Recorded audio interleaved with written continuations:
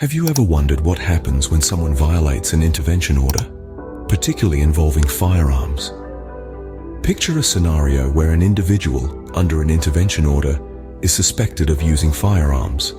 This might raise alarms, especially if you've seen pictures of their new partner flaunting these firearms on social media. An intervention order is designed to protect individuals from potentially harmful situations, and any violation of such orders is a serious matter. If the person subject to the order is found using firearms, it could constitute a blatant violation. This is a cause for concern, as the safety of those protected by the order might be at stake. You do the right thing. You report this to the police. But then, you're left with questions. Should you seek additional legal advice? What could potentially happen next? The answers to these questions are crucial, and we'll delve into them in the subsequent scenes. Let's explore the potential legal implications of such an intervention order violation. In the world of law, every action carries consequences, and violation of an intervention order is no exception. Firstly, if the person under the intervention order is indeed using firearms, this could constitute a direct violation. The terms of an intervention order typically prohibit the possession, use, or control of firearms.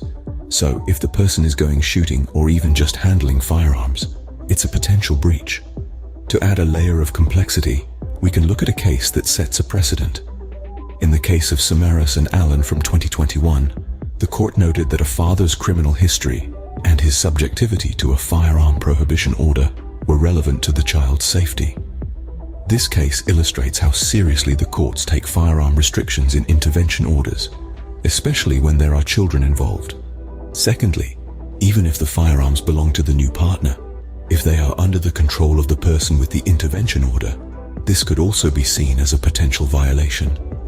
Control can be direct or indirect, and in this case, it may be seen as indirect control if the person is using the firearms, even if they don't technically own them. Finally, the severity of the violation can influence the court's decision. Given that these alleged violations involve potential threats to safety, especially when there is a child involved, the court may impose stricter conditions. These could include more stringent terms on their interaction with their child, or even criminal charges, depending on the severity of the violation. In conclusion, if you find yourself in a similar situation, don't hesitate to seek legal advice. These are serious concerns and could lead to increased restrictions and even criminal charges. It's important to remember that the law is there to protect us, and legal professionals can help navigate through these complex situations. Now, let's look at what the court might consider in these situations. The court's primary concern is always the safety and welfare of all involved parties, especially when children are in the picture. In these scenarios, the court will evaluate the potential risks posed by the person subject to the intervention order. Let's consider a relevant case here. In Clanton and Lockman, the court was faced with similar circumstances. In this case, the court evaluated the father's past instances of domestic violence and the potential risk he could pose to his child. To mitigate this risk, the court required the father to complete an anger management course. The court takes a comprehensive approach in such situations. It doesn't only consider the current violation of the intervention order, but also the person's past behavior and the potential risk they may pose in the future. The court aims to ensure a safe environment for the child and the protected person under the intervention order. It's also important to note that the court can impose various outcomes based on the severity of the violation. In some cases, the court might simply require the person to attend counseling or anger management courses, as in the Clanton and Lockman case. In more severe cases, the court might impose stricter conditions on the person's interaction with their child, or even levy criminal charges. In conclusion, the court's considerations are not limited to the violation of the intervention order alone. The court takes into account the overall context, including potential risks posed by the person, their past behavior, and the necessity to ensure a safe environment for the child and the protected person. The court will always prioritize safety, especially when children are involved. So, what does all of this mean for you? We've journeyed together through the complexity of firearm concerns and intervention orders, and at this point, it's crucial to distill what we've learned into actionable insights. Firstly, we've identified the alarming situation where an individual, against whom you have an intervention order, seems to be flouting the rules by handling firearms. This violation is not to be taken lightly, and it's essential to report such instances to the police. Secondly, we've highlighted the importance of seeking legal advice in such circumstances.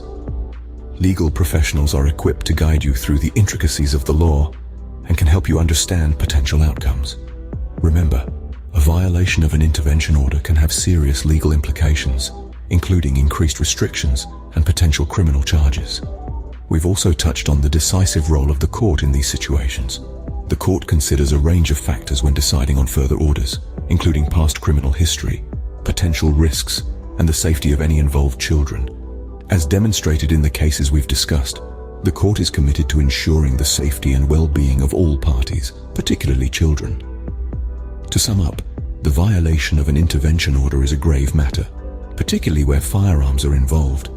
It's essential to take immediate action by reporting the violation to the police and seeking legal counsel. The court remains a crucial ally, prioritizing safety and enforcing strict consequences for violations. As we conclude, it's important to remember that these situations can be complex and challenging to navigate. However, you're not alone in this journey.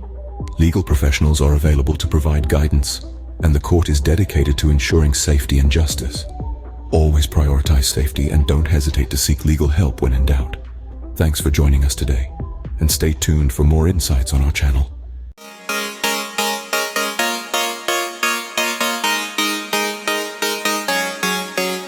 Been too many times on the board.